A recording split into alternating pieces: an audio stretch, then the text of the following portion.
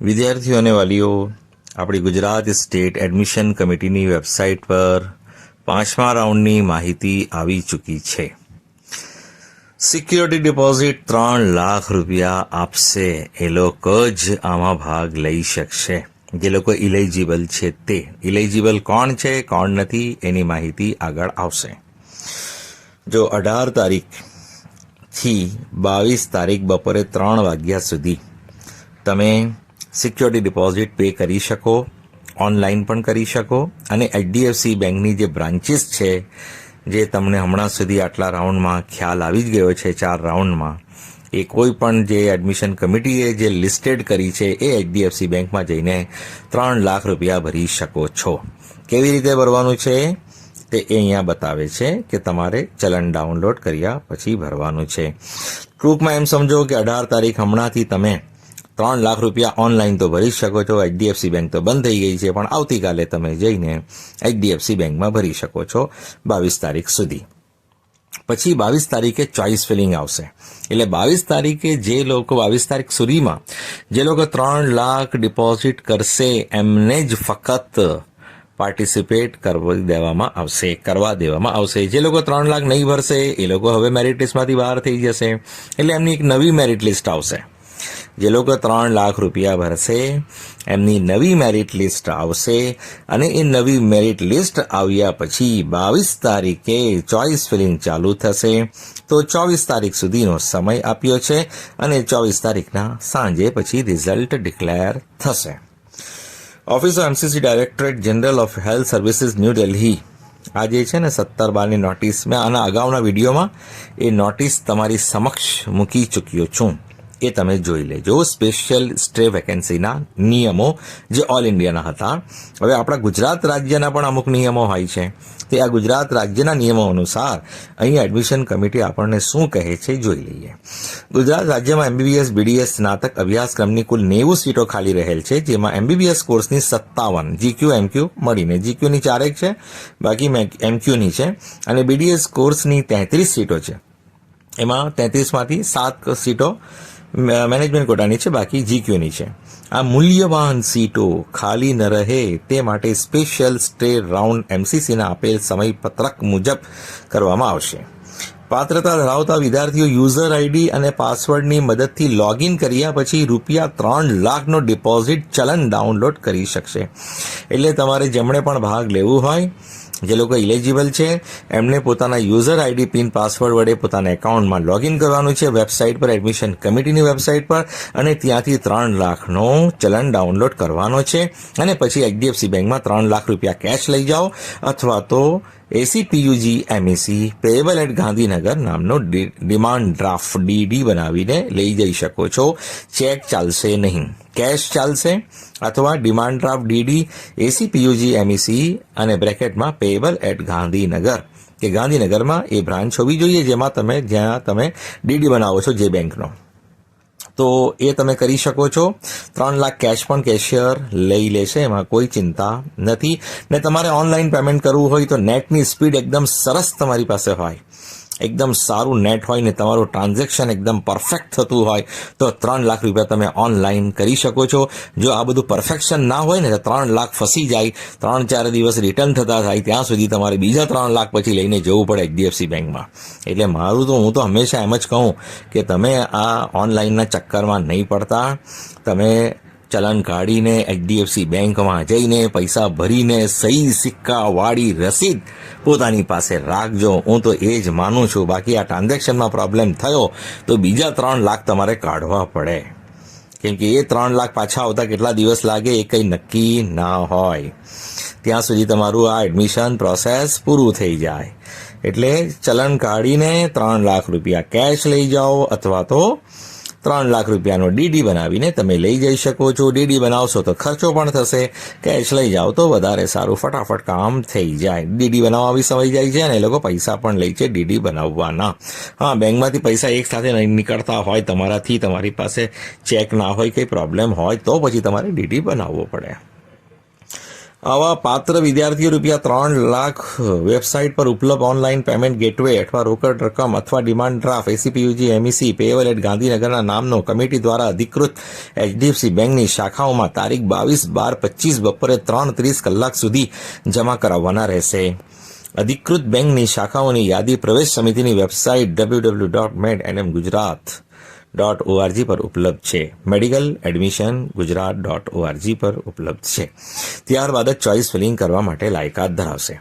પ્રવેશ સમિતિ દ્વારા સ્પેશિયલ સ્ટે રાઉન્ડમાં ભાગ લેવા માટે ઉમેદવારે પોતાના લોગિનમાંથી કન્સન્ટ આપી નવેસરથી ઉપરોક્ત સીટો માટે 90 સીટમાંથી તમારે જે લેવું હોય એના માટે ચોઇસ ફિલિંગ કરવાની રહેશે. ઉમેદવારની જૂની તમામ ભરેલ ચોઇસ રદ કરવામાં આવેલ છે. જો સ્પેશિયલ સ્ટે રાઉન્ડમાં બીડીએસ કોર્સની કોઈ સીટ ખાલી રહેશે તો પ્રવેશ સમિતિ દ્વારા પાંચમાં છઠ્ઠો આવશે ને, હવે પાંચમાં તો આ છે, છઠ્ઠા ઓનલાઈન સ્ટે રાઉન્ડ કરવામાં આવશે. અહીંયા 5ની જગ્યાએ છઠ્ઠું હોવું જોઈએ, કેમ કે પાંચમો તો આ જ છે. જે ઉમેદવારોને સ્પેશિયલ સ્ટે રાઉન્ડમાં સીટો ફાળવવામાં આવશે તો એ સમયપત્રકમાં દર્શાવેલ નિયત સમયમાં ટ્યુશન ફીની ચૂકવણી કર્યા બાદ એપોઇન્ટમેન્ટ લીધેલ હેલ્પ સેન્ટર ખાતે અસલ પ્રમાણપત્રો જમા કરાવીને એડમિશન ઓર્ડર મેળવીને ફાળવેલ સંસ્થામાં હાજર થવાનું રહેશે. આ તમારા માટે એક સરસ અવસર આપ્યો છે કે તમારે બધાએ ગાંધીનગર જવું નહીં પડે. તમારા નજીકમાં જે હેલ્પ સેન્ટર હોય ત્યાં તમે એપોઇન્ટમેન્ટ લઈને ત્યાં ઓરિજિનલ ડોક્યુમેન્ટ્સ જમા કરાવીને એડમિશન ઓર્ડર લઈ શકો છો. જ્યારે રિઝલ્ટ ડિક્લેર થશે ને ત્યારે ફરી સમયપત્રક આવશે, હેલ્પ સેન્ટર પર જવાનું અને ફી ભરવાનું. જે કોલેજમાં એડમિશન લેશો એની ફી પણ ભરવાની પડશે ને, તો એ કોલેજનું ફી ભરવાનું અને હેલ્પ સેન્ટરનું એપોઇન્ટમેન્ટ લેવાનું, એ બધું ટાઈમ ટેબલ પછીથી આવશે. પણ હમણાંથી અમને કહી દીધું કે તમે ગાંધીનગરની ચિંતામાં નહીં પડતા, તમારા નજીકમાં જે હેલ્પ સેન્ટર હોય ત્યાં તમે એડમિશન કન્ફર્મ કરાવી શકશો.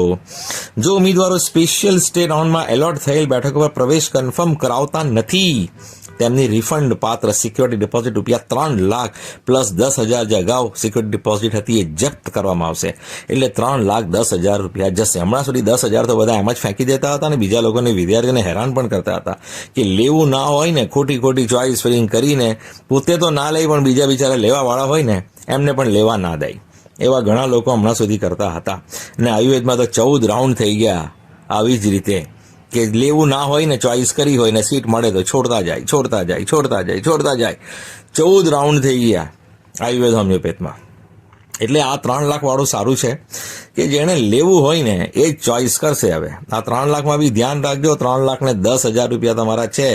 તમારે જે કોલેજમાં એડમિશન લેવું હોય તે જ લેજો ને. તમારે એવું હોય ને તો હમણાં જઈને જોઈ આવો જેટલી કોલેજોમાં સીટો ખાલી છે, તો તમારે એમાં કઈ કોલેજમાં લેવું છે ને કોલેજ જઈને જાતે જોઈને આવો, પછી ચોઇસ કરજો કે 3 લાખ તમારા ફોરફિટ ના થાય. 3,10,000 કેમ કે તમને સીટ એલોટ થશે, તમે નહીં લેશો તો તમારા ₹3,10,000 એડમિશન કમિટીને જતા રહેશે.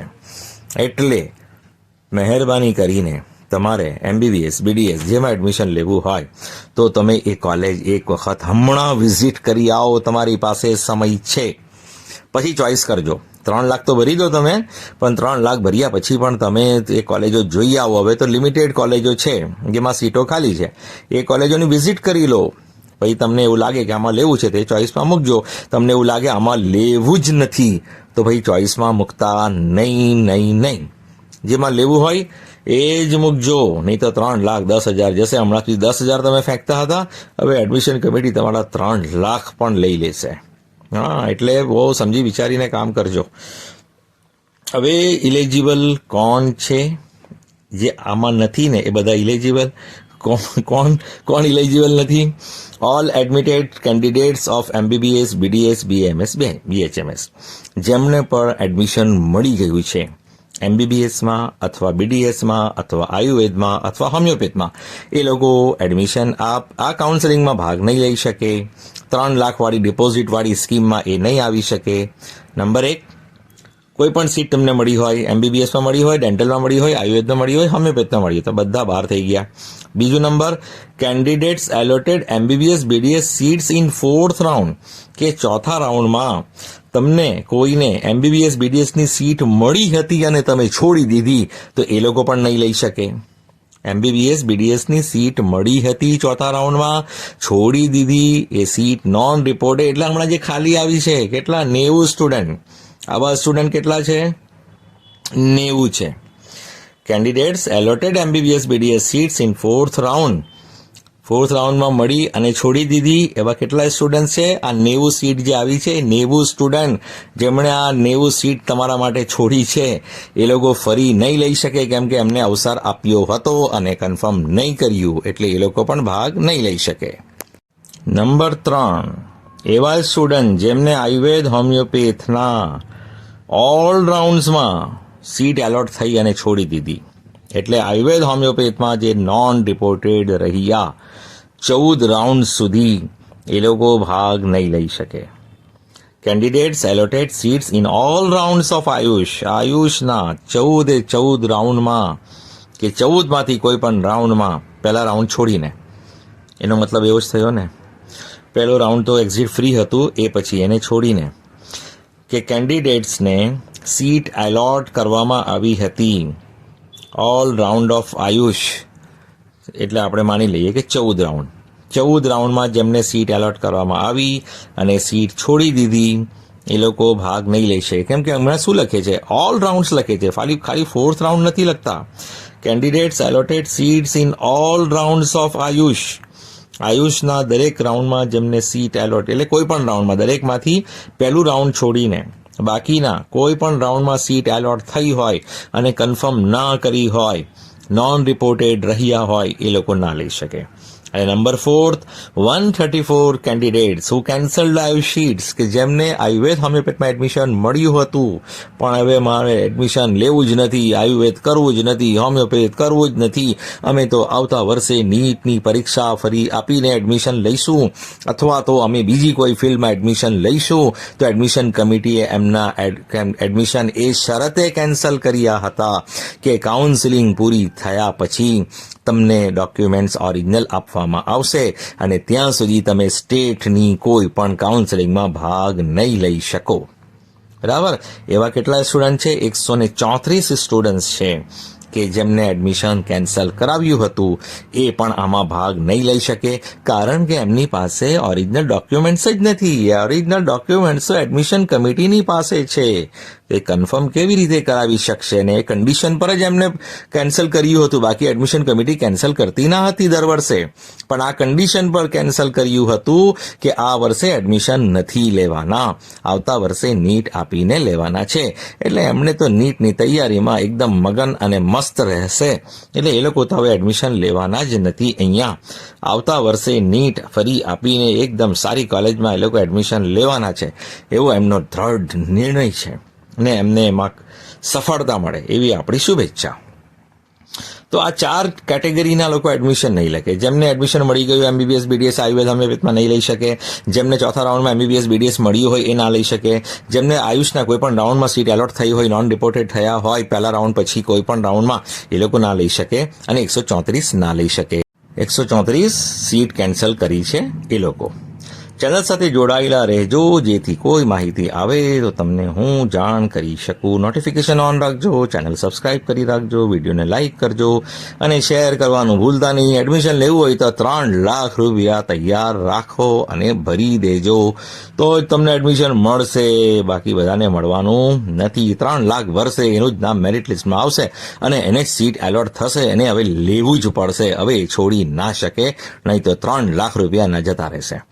Thank you so much for listening, liking, subscribing and sharing. જો મેં તમને થેન્ક યુ કહી દીધું, તમે પ્લીઝ આ બધું કરી દેજો, જે એના માટે મેં તમને થેન્ક યુ કહ્યું છે. Thanks again.